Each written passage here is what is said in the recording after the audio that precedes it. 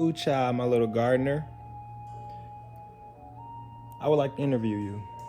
So, what I would like to ask you is, what is your favorite to harvest from the garden of treats? What is it? And what have you eaten from the garden of treats? You had sweet potatoes, you had green beans, you had some strawberries. What else have you had?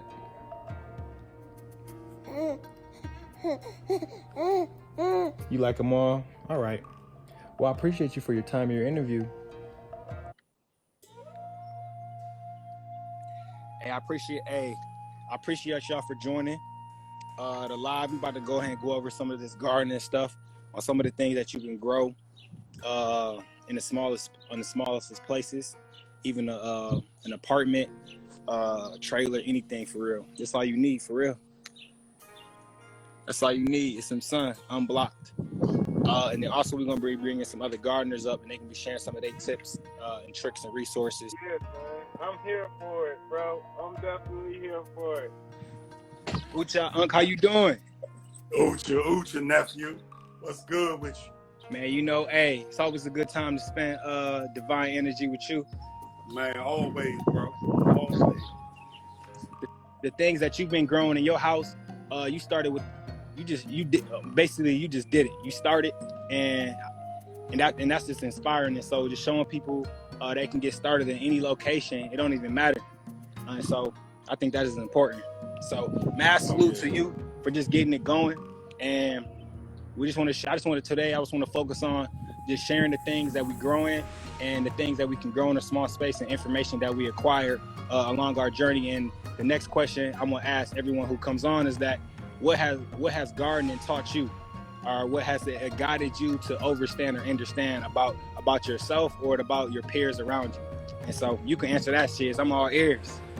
So one of the things that one of the biggest things that gardening has taught me is paying attention to detail. Okay. Meaning, even in my relationships, because a garden is a massive place where you develop relationships.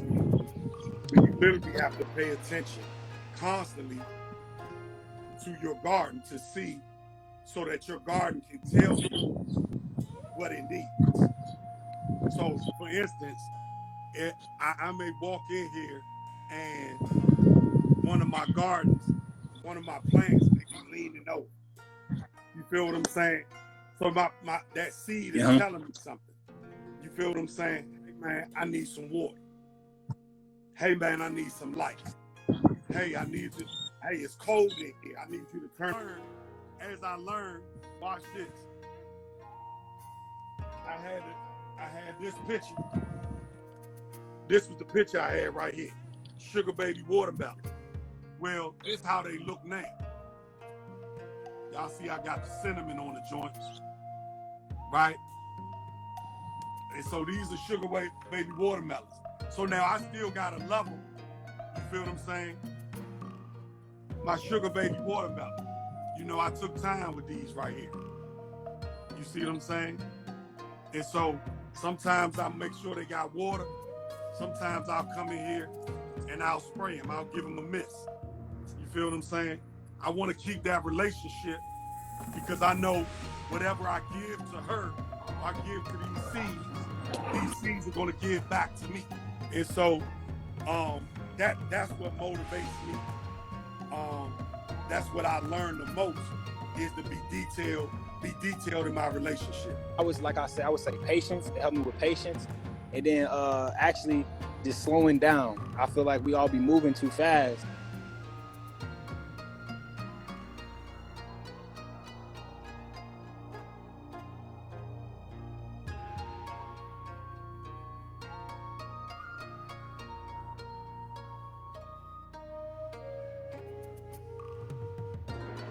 My favorite fruits in the comments. What's your favorite fruit? My favorite fruit today is mangoes. What about you, Unc?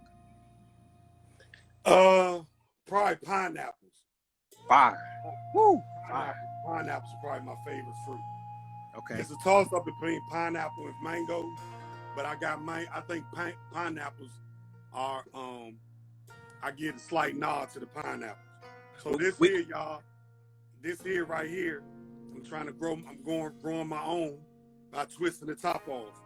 Okay. So y'all can see the roots, right?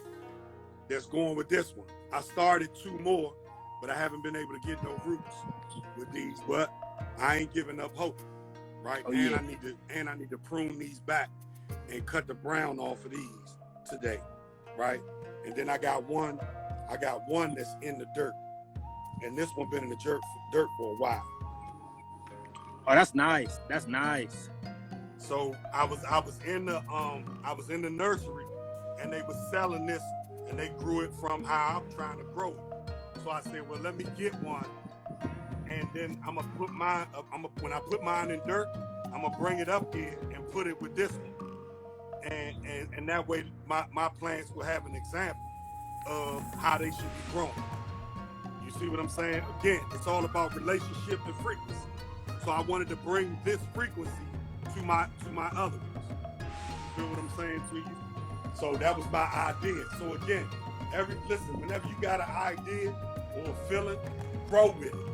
Don't go with it, grow with it. See it in this one. I'm trying to see. Let me find one that you can kind of see. I don't know if y'all can't really see it. But what I did was, I layered the bottom of the cup. I layered the bottom of the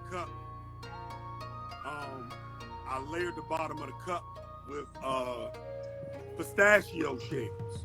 Okay. That's unique. That's very unique. I put pistachio shells at the bottom, then I put the soil on top, and I repotted.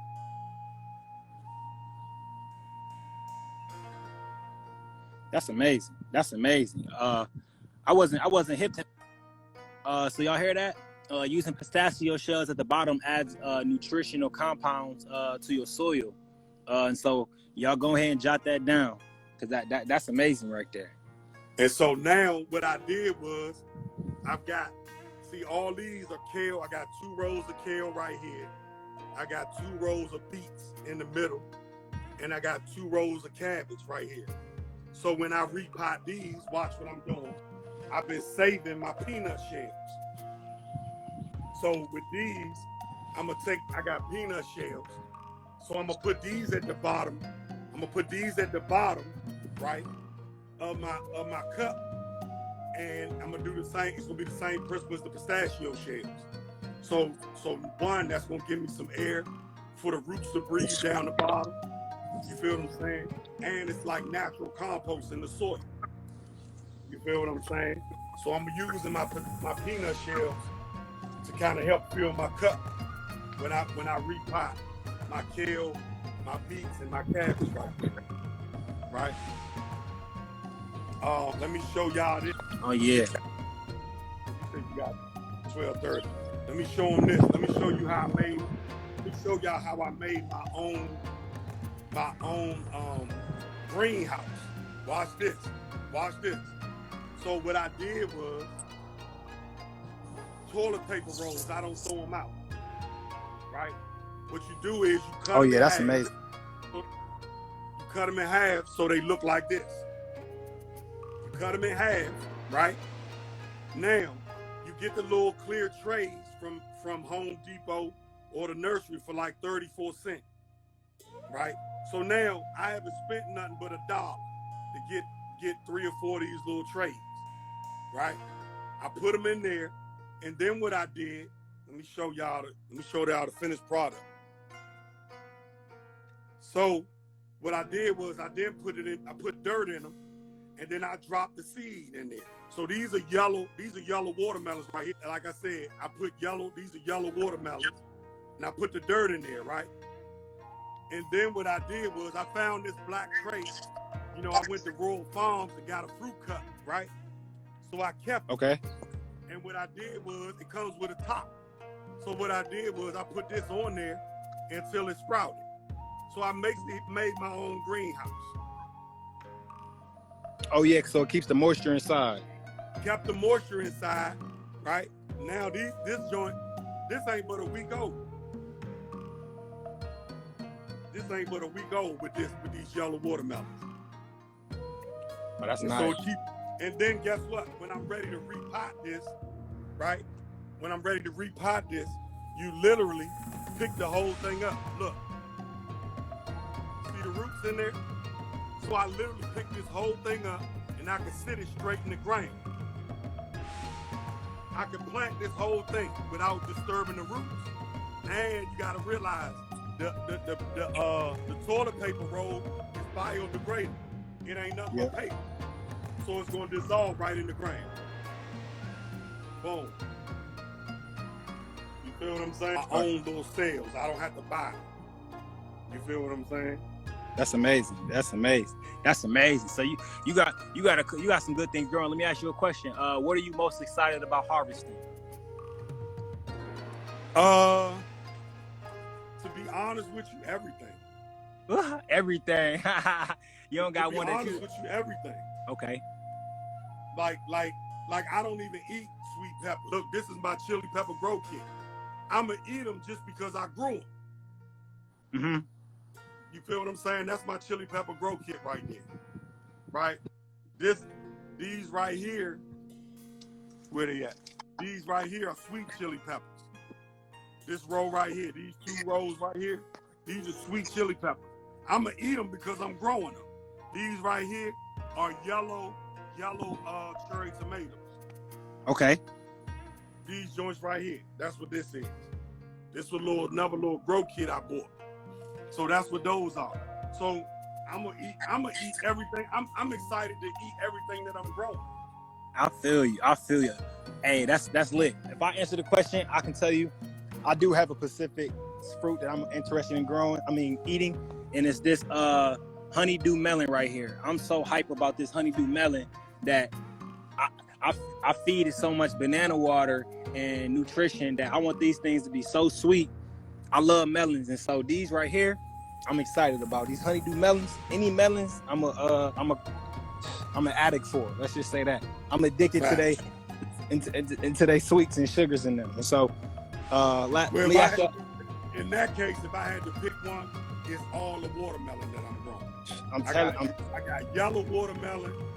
I got yellow watermelon, and I got sugar baby watermelon that I got in the ground.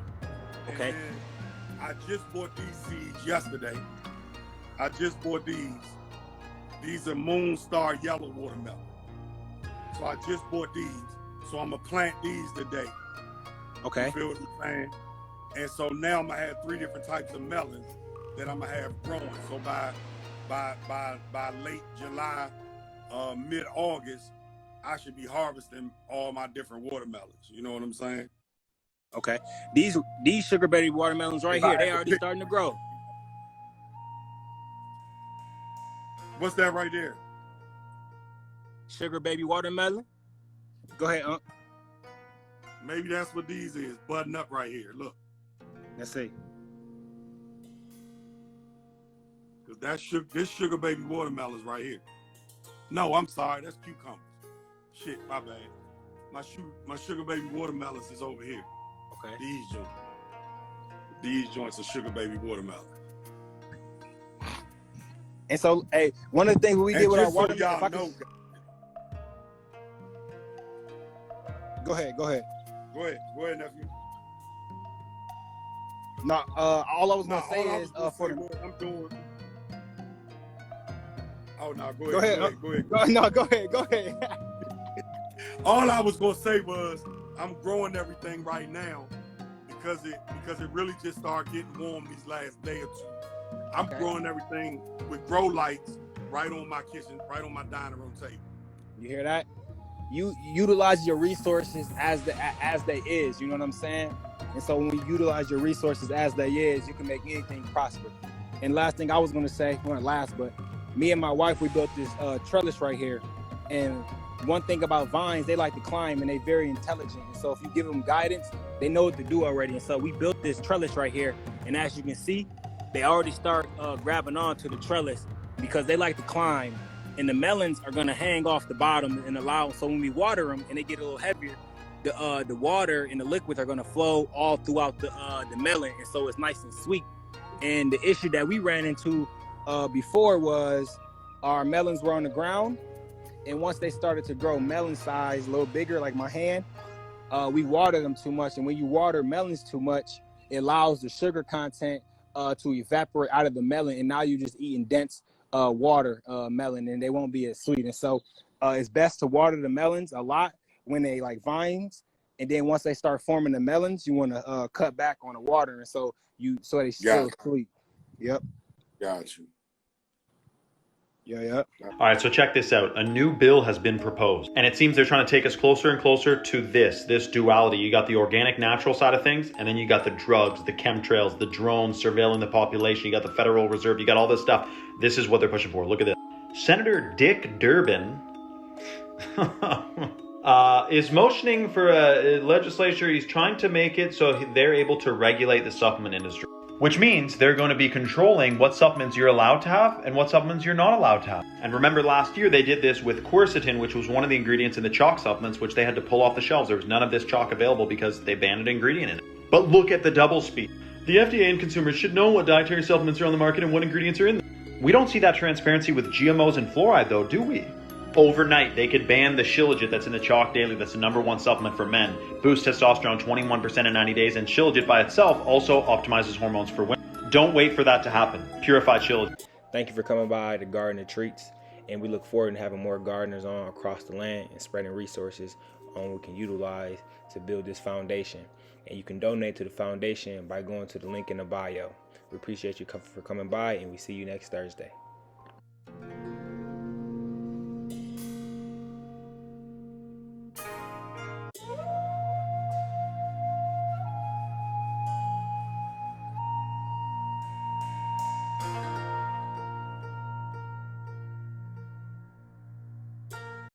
Thank you for coming by the Gardener Treats. We look forward to seeing you guys again soon. Make sure you look out for the Tree of Trees Foundation and visit lovealways.shop for more love.